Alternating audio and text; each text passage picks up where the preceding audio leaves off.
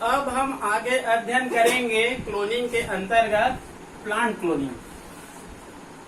यहाँ पर क्लोनिंग का 5 प्रकार दिया गया है। Cell cloning, gene cloning, microbial cloning, plant cloning और एनिमल क्लोनिंग। ठीक है, अब हम लोग अध्ययन करेंगे प्लांट क्लोनिंग को। वैसे प्लांट में कहना चाहिए 3 प्रकार का रिप्रोडक्शन पाया जाता है। वेजिटेटिव रिप्रोडक्शन भी होता है, एसेक्सुअल रिप्रोडक्शन भी होता है, सेक्सुअल रिप्रोडक्शन भी होता है। तो आप लोग को मैं पहले ही बताया था, यदि किसी जीव में वेजिटेटिव रिप्रोडक्शन होता है और एसेक्सुअल रिप्रोडक्शन होता है, ठीक है, तो इन दोनों रिप्रोडक्शन के बाद में जो नई जीव बनती है वो जीव ऑलरेडी किसके समान होते हैं? माता पिता के समान होते हैं। तो ऑलरेडी क्या है, वो क्लोन है। लेकिन पौधों में सेक्सुअल रिप्रोडक्शन भी होता है। तो सेक्सुअल रिप्रोडक्शन से जो नई पौधे बनती है वो अपने माता पिता के समान नहीं होते हैं, अतः वे क्लोनिंग नहीं है। अतः हम लोग कह सकते हैं पौधों में कहना चाहिए क्लोन की प्रक्रिया एक सामान्य प्रक्रिया है, कोई बहुत बड़ी बात इसमें नहीं है। क्लियर? आजकल उन पौधों का क्लोनिंग किया जाता है जो पौधे हमारे लिए क्या है, बहुत ही महत्वपूर्ण है। प्रकृति की देन है कि प्रकृति में इतने अच्छे, इतने मेडिसिनल प्लांट्स पाए जाते हैं जो हमारे लिए क्या होते हैं, लाभदायक होते हैं। आप लोग को पता होगा एलोपैथी से पहले आयुर्वेदिक इलाज होता था, आज भी आयुर्वेदिक इलाज होता है। ठीक है जी, आयुर्वेदिक इलाज का कोई साइड इफेक्ट नहीं होता है। विशेष रूप से भारत में आयुर्वेदिक इलाज होता है, मतलब विभिन्न जड़ी बूटियों से इलाज किया जाता है। तो आजकल कहने की उन पौधों का क्लोनिंग किया जाता है जो हमारे लिए बहुत ही महत्वपूर्ण होते हैं, मतलब मेडिसिनल होते हैं या फिर अन्य कार्यों में उपयोगी होते हैं। क्लियर? आजकल विभिन्न प्रकार के फसल उत्पादन किए जा रहे हैं। चावल की नई प्रजाति, गेहूं की नई प्रजाति, विभिन्न प्रकार के वेजिटेबल, विभिन्न प्रकार के फूड मटेरियल जो हमारे लिए महत्वपूर्ण प्लांट है, उन्हीं प्लांटों का क्या किया जा रहा है, आजकल क्लोनिंग किया जा रहा है। पौधे का क्लोनिंग कैसे किया जाएगा? पौधे का क्लोनिंग किया जाता है टिश्यू कल्चर के माध्यम से। टिश्यू कल्चर, टिश्यू कल्चर का कहना चाहिए एक चैप्टर है, 12वीं में एक चैप्टर का नाम है खाद्य उत्पादन में वृद्धि की कार्यनीति, मतलब एग्रीकल्चर से संबंधित कोर्स है। इस चैप्टर को इस वर्ष हटा दिया गया क्योंकि कोरोना नामक वैश्विक महामारी के कारण अभी तक स्कूल नहीं खुला है। सितंबर आ गए है तो 30%, 25% कोर्स को कम किया गया है। उसी की तहत एग्रीकल्चर का जो चैप्टर है उसको इस वर्ष के लिए क्या कर दिया गया, हटा दिया गया। तो इस वर्ष इस चैप्टर का अध्ययन हम लोग नहीं करेंगे। उसी चैप्टर में कहना चाहिए टिश्यू कल्चर का उल्लेख है। 4 प्रकार के टिश्यू कल्चर का वहां पर वर्णन किया गया। तो टिश्यू कल्चर क्या होता है? टिश्यू कल्चर मान लो कहना चाहिए एक परख नली है, इसमें एक द्रव है, इसी द्रव को हम लोग क्या कह सकते हैं, टिश्यू कल्चर। टिश्यू कल्चर एक प्रकार से द्रव है, एक प्रकार से घोल है। इसका आविष्कार कहना चाहिए जी हैरिसन नामक साइंटिस्ट ने इस प्रकार से किया था, जैसे कोशिका का अध्ययन किया जाता था। तो कोशिका क्या होता है, सूक्ष्म होता है, और कोशिका के आर्गन को जब हम लोग कोशिका से बाहर निकालते थे तो कोशिका क्या हो जाता था, आर्गन क्या हो जाता था, नष्ट हो जाता था। ठीक है, और इतने सूक्ष्म होते हैं और ये ऊपर से डेथ हो जाते थे, तो इसका अध्ययन नहीं हो पाता था। तो जी हैरिसन नामक वैज्ञानिकों ने एक ऐसे घोल तैयार किया, ठीक है, एक ऐसे घोल तैयार किया, इस घोल में कहना चाहिए हम लोग टिश्यू को, कोशिका को एंट्री करा देते हैं, तब ये कोशिका, ये टिश्यू इसमें कई दिनों तक जीवित रह सकती है और इसके विभिन्न आर्गनों का अध्ययन हम लोग क्या कर सकते हैं, आसानी से कर सकते हैं। तो इसी घोल को क्या माना गया, टिश्यू कल्चर माना गया। इस घोल में कहना चाहिए कल्चर मीडिया, न्यूट्रिएंट मीडिया, इसमें कार्बनिक पदार्थ, अकार्बनिक पदार्थ, हार्मोन, एंजाइम, फलों के जूस इत्यादि होते हैं। और इसको कहना चाहिए इस प्रयोग को लैब में किया जाता है, तब उसको लाइट भी मिलता है, टेम्परेचर भी मिलता है, वायु भी मिलता रहता है। मतलब टिश्यू कल्चर करने के लिए क्या चाहिए, लैब चाहिए। इसमें टेम्परेचर का भी बहुत महत्वपूर्ण होता है, कितना टेम्परेचर होना चाहिए। ठीक है, 21 से 25 डिग्री सेल्सियस के आसपास टेम्परेचर होना चाहिए। जो लाइट होता है वो भी लाइट कितना होना चाहिए, सबसे बहुत महत्वपूर्ण होता है। इसमें हार्मोन भी होते हैं, एंजाइम भी होते हैं, कार्बनिक पदार्थ, अकार्बनिक पदार्थ, इसमें फलों के जूस भी होते हैं, न्यूट्रिएंट मीडिया भी होते हैं, बैक्टीरिया नाशक इसमें रासायनिक पदार्थ भी पाए जाते हैं। इसी को हम लोग बोलते हैं कल्चर मीडिया, या फिर बोलते हैं इसको nutrient medium. Tissue culture, culture media, nutrient medium, कुछ भी नामों से इसको जान सकते हैं। क्लियर? तो मान लो कहना चाहिए एक प्लांट है ये, मान लो क्या है, ये प्लांट है, ये मेडिसिनल प्लांट्स है या फिर ऐसे प्लांट्स है जो हमारे लिए क्या है, बहुत ही महत्वपूर्ण है। और इनकी संख्या क्या है, मान लो हमारे पास कम है। ये प्लांट है हमारे लिए मेडिसिनल प्लांट्स है या फिर कोई अच्छी प्रजाति का प्लांट है जिसको हमको बहुत अधिक मात्रा में चाहिए। ठीक है, तो इनका कहना चाहिए कोई भी सेल को निकाल लेते हैं, इनका कहना चाहिए कोई भी सेल को क्या कर लेते हैं, निकाल लेते हैं, और इसको कल्चर मीडिया में क्या कर देते हैं, प्रविष्ट करा देते हैं। ठीक है, इसको क्लोज भी कर देते हैं कॉटन प्लग की सहायता से। अब इसके अंदर कहना चाहिए इसका टिश्यू कल्चर होगा, कल्चर मीडिया होगा, न्यूट्रिएंट मीडिया होगा, और इनकी सहायता से ये मान लो कहना चाहिए सेल्स है। ठीक है, बाद में कहना चाहिए इसमें क्या बनेंगे, कैलस बनेंगे। कैलस से क्या बनेंगे, इसमें आर्गन बनेंगे। आर्गन से क्या बनेंगे, इसमें न्यू प्लांट लेट बनेंगे। ठीक है, और इनकी सहायता से अंत में हमको क्या मिलेगा, न्यू प्लांट मिलेगा। मतलब बहुत अधिक संख्या में हम लोग इस पौधे की प्रतियां प्राप्त कर सकते हैं। ठीक है, तो इसका हम लोग क्या किए हैं, टिश्यू कल्चर किए हैं। तो टिश्यू कल्चर किए हैं तो यहाँ पर क्लोनिंग के माध्यम से कर रहे हैं। तो इस पौधे का जो कोशिका जैसे था, मार्फोलॉजिकल, एनाटोमिकल, जेनेटिकल, फिजियोलॉजिकल, मतलब जैसे था वैसे कहना चाहिए हमको एक नए प्लांट प्राप्त होगा। मतलब इनसे 100% क्या होगा, 100% दोनों में क्या पाई जाती है, समानता पाई जाती है। अतः इस पौधे का क्या है, ये क्लोन है। तो पौधों में कहना चाहिए टिश्यू कल्चर के माध्यम से क्या किया जाता है, क्लोनिंग किया जाता है। एक बार पूछा गया था नीट में, पौधों में टिश्यू कल्चर से प्राप्त पौधे क्या कहलाते हैं। पौधों में टिश्यू कल्चर करने के बाद जो पौधा प्राप्त होते हैं वो क्या कहलाते हैं। तो उत्तर में था सोमा क्लोन।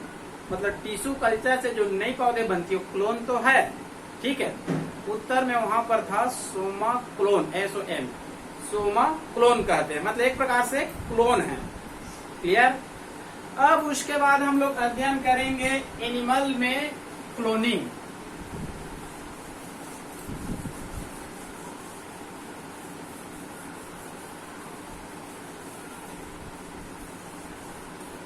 अब हम लोग लास्ट में अध्ययन करते हैं एनिमल क्लोनिंग। आप लोग को पता होगा उच्च जीवों में, उच्च जंतुओं में क्लोनिंग करना कोई आसान काम नहीं है, बहुत ही एक जटिल प्रक्रिया है। लेकिन छोटे जंतुओं में ये बहुत ही आसान है। जैसे कि छोटे जंतु में हम लोग देखते हैं हाइड्रा या फिर अदर कृमि में। जैसे कि मान लो कहना चाहिए ये एक हाइड्रा का नामांकित चित्र है। ये क्या है, ये हाइड्रा का नामांकित चित्र है। अब हाइड्रा में कहना चाहिए कौन सा रिप्रोडक्शन होता है, इसमें मान लो कहना चाहिए एसेक्सुअल रिप्रोडक्शन होता है। तो एसेक्सुअल रिप्रोडक्शन कई प्रकार की होती है। उसका एक प्रकार होता है बर्डिंग, कलिका उत्पाद। तो यहाँ पर क्या बनेगा, बर्ड। ये बर्ड धीरे से क्या होती जाती है, बढ़ती जाती है, और अंत में ये क्या बन जाती है, नए हाइड्रा बन जाएगा। वो यहाँ से पृथक हो जाती है। और एक हाइड्रा से कितने बन गए, 2 हाइड्रा।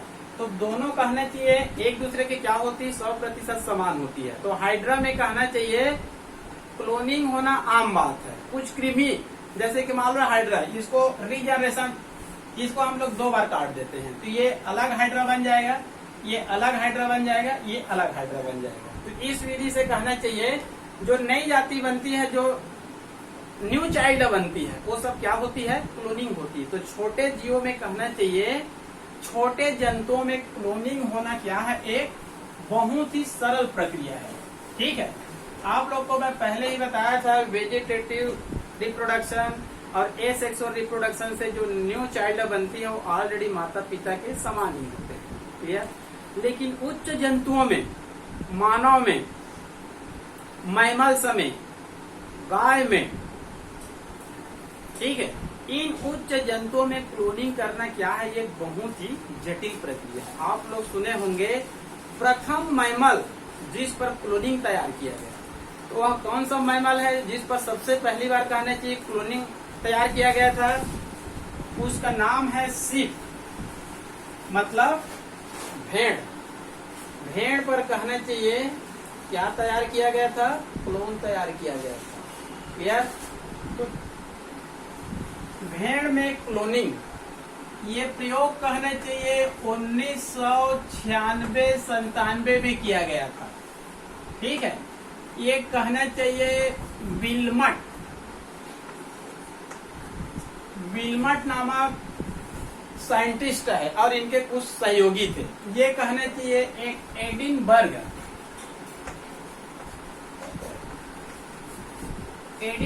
कहना चाहिए एक रिसर्च इंस्टीट्यूट है, ठीक है। भेड़ में क्लोनिंग लगभग 1996-97 में किया गया था, और क्लोनिंग किसने किया था? विल्मट और उनके सहयोगियों ने। एक एडिनबर्ग रिसर्च इंस्टीट्यूट है, वहां पर कहने चाहिए इन्होंने क्लोनिंग किया था। और सिर्फ से कहना चाहिए जो नया क्लोन तैयार हुआ था उसको क्या नाम दिया गया था? डॉली, DOLLY, डॉली नाम दिया गया था, ठीक है। लेकिन दुर्भाग्यवश ये जो डॉली है 100% अपने पेरेंट्स के समान थे, मतलब 100% क्लोन थे। लेकिन दुर्भाग्यवश कहना चाहिए ये डॉली नामक जो कहना चाहिए जो क्लोन था वो 2004 में क्या हो गया? डेथ हो गया। मतलब 7-8 साल के आसपास ये जीवित थे और 2004 में क्या हो गया? ये डेथ हो गया। लेकिन ये डॉली नामक जो भेड़ था वो सेम किसके समान थे? अपने पेरेंट्स के समान थे। तो प्रथम मैमल भेड़ है जिस पर क्लोन तैयार किया गया, और इसके क्लोन का क्या नाम दिया गया था? डॉली, क्लियर। तो कहना चाहिए एनिमल में या भेड़ में, शीप में कैसे क्लोन तैयार किया गया होगा, ठीक है। तो उसको मैं बहुत ही सिंपल तरीके से बता रहा हूँ, क्लियर। तो यहाँ पर कहना चाहिए एक शीप है और ये भी क्या है? एक शीप है, ठीक है। तो यहाँ पर कहना चाहिए हम लोग 2 भेड़ लेते हैं, ये भी शीप है और ये भी क्या है? शीप है, भेड़ है, ठीक है। इसको हम लोग कहना चाहिए मदर शीप कहेंगे और इसको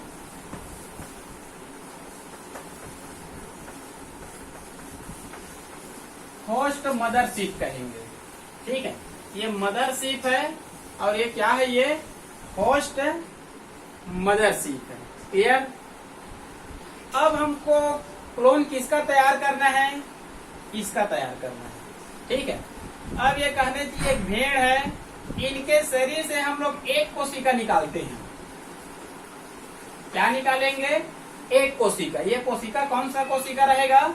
डिप्लॉयड सेल्स रहेगा।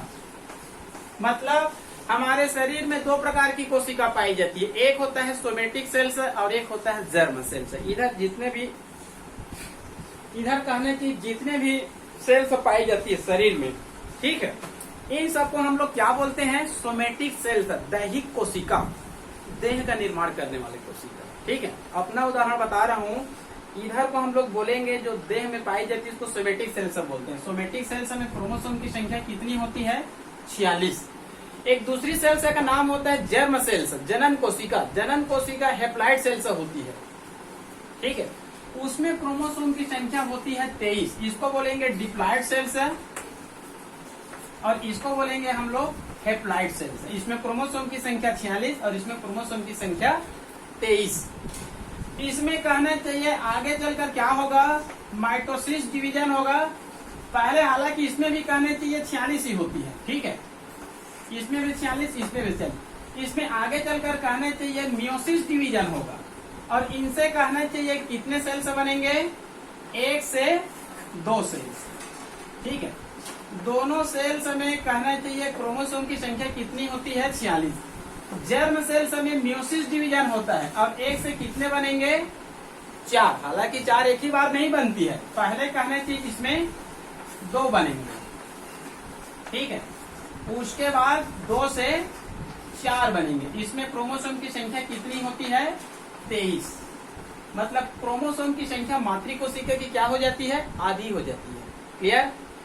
इन सब का यहाँ पर अध्ययन नहीं करना है, लेकिन आप लोगों को मैं विस्तृत जानकारी के लिए बता रहा हूँ। हमारे शरीर में 2 प्रकार के सेल्स है, एक है सोमेटिक सेल्स और एक है जर्म सेल्स है। इसमें माइटोसिस डिवीजन होगा और इसमें म्यूसिस होगा। इसमें 1 से 2 बनेंगे और इसमें 1 से 4 बनेंगे। यहाँ पर नई बनने वाली कोशिका में क्रोमोसोम की संख्या मातृकोशिका के बराबर और इसमें नई बनने वाली कोशिका में क्रोमोसोम की संख्या मातृकोशिका की आधी हो जाती है। तो यहाँ पर हमको कौन सी सेल्स को लेना है, डिप्लॉयड सेल्स को लेना है, मतलब सोमेटिक सेल्स को लेना है, ठीक है जी।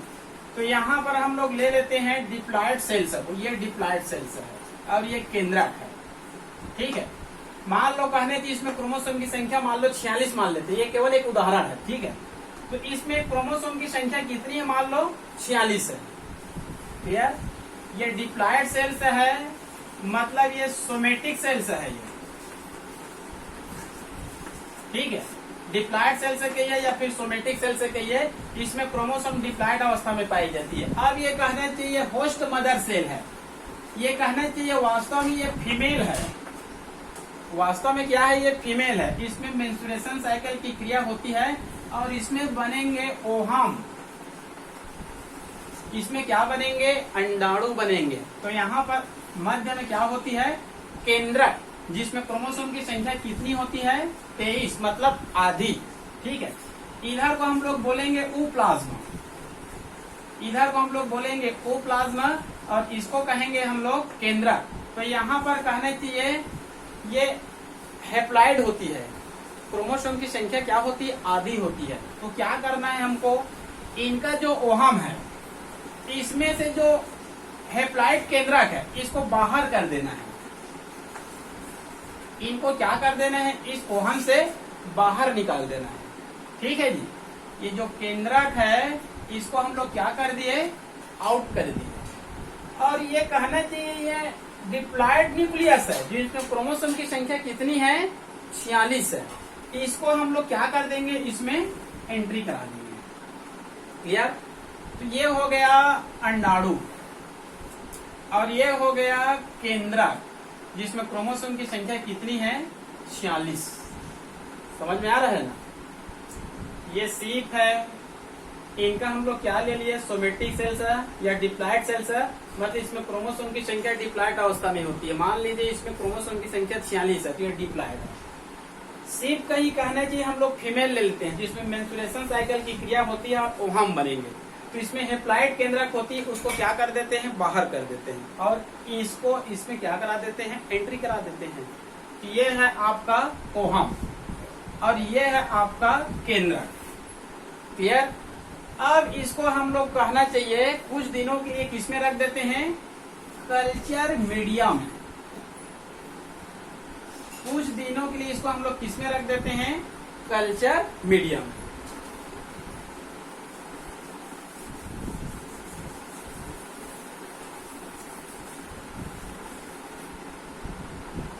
अब ये कहना चाहिए ये एक कल्चर मीडिया है।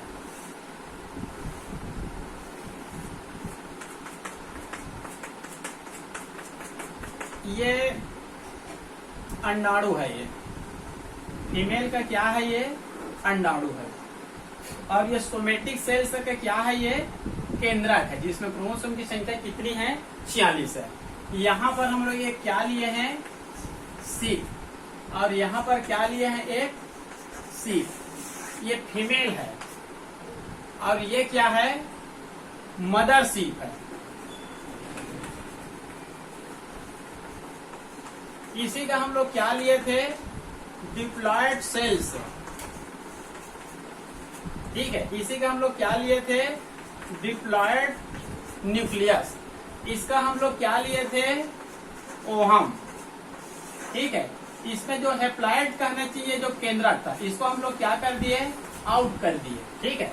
तो ये क्या है, ये ओहम।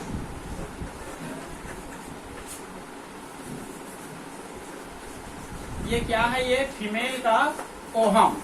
और ये कहना चाहिए किसका है, ये डिप्लॉयड न्यूक्लियस। अब ये क्या है, कल्चर मीडिया। ठीक है, इस कल्चर मीडिया में हम लोग इसको क्या करते हैं, टिश्यू कल्चर करते हैं। तब ये आगे चलकर क्या बन जाएगा, ये एम्ब्रियोनिक सेल से बन जाएगा। ये आगे चलकर क्या बन जाएगा, ये भ्रूणी कोशिका बन जाएगा, एम्ब्रियोनिक सेल से बन जाएगा। ठीक है, और 1 सप्ताह रखने के बाद इस एम्ब्रियोनिक सेल्स को यहां से ट्रांसफर करके मदर होस्ट सेल, मतलब जो फीमेल होती है, इनके कहना चाहिए यूटेरस, गर्भाशय में प्रविष्ट करा देते हैं। क्लियर। अब ये कहने चाहिए जो एम्ब्रियोनिक सेल से होता है, ये कहना चाहिए जो एम्ब्रियोनिक सेल से होता है, ये सिर्फ जो फीमेल है उनके कहा हम लोग प्रविष्ट करा देते हैं, यूटेरस में, गर्भाशय में। अब यहीं पर संपूर्ण क्या होगा, भ्रूणी विकास होगा। यहीं पर क्या होगा, संपूर्ण भ्रूणी विकास होगा। और अंत में भ्रूणी विकास के बाद यहाँ पर कहना चाहिए न्यू चाइल्ड बनेगा, या फिर नए चाइल्ड की उत्पत्ति होती है। ये चाइल्ड कहना चाहिए सेम किसके समान होती है, इसके समान होती है, क्योंकि हम लोग इसी का क्या लिए थे, डिप्लॉयड न्यूक्लियस लिए थे। क्लियर। यहाँ पर जो नई चाइल्ड बना, ये सेम इसके समान 100% क्या रहेगा, समान रहेगा। और इसी को क्या नाम दे दिया गया, डॉली। दुर्भाग्यवश कहना चाहिए 2004 में क्या हो गया, ये खत्म हो गया। लेकिन ये डॉली सेम किसके समान था, अपने पेरेंट्स के समान। इसके समान नहीं, ये तो केवल वहां तक कार्य किया है, ये केवल एक माध्यम था। हम लोग इसका क्या लिए थे, डिप्लॉयड न्यूक्लियस लिए थे, 46 क्रोमोसोम लिए थे। क्लियर। ये हो गया आप लोगों का सीप में क्लोनिंग। ठीक है जी, इस विधि से मानव में भी क्लोनिंग तैयार किया जा रहा था और लगभग 80-90% सक्सेस भी हो गया था। लेकिन अंतिम समय में ह्यूमन क्लोनिंग पर क्या लगा दिया गया, रोक लगा दिया गया, क्योंकि इसमें कुछ दोषपूर्ण है। ठीक है, मानव में यदि ह्यूमन क्लोनिंग सक्सेस हो जाता तो उसमें एक दुर्भाग्य ये होता था, जो नए चाइल्ड बनते हैं उनके माता पिता कौन है। और समाज कहना चाहिए, कोई भी कहना चाहिए नए बच्चे पैदा होते हैं मानव में, तो उनके माता और पिता दोनों को जानना चाहते हैं। जैसे कोई माँ है, ठीक है, माँ से कहना चाहिए, माँ के गर्भ से कोई नए चाइल्ड पैदा होते हैं तो समाज क्या कहता है, उस बच्चे का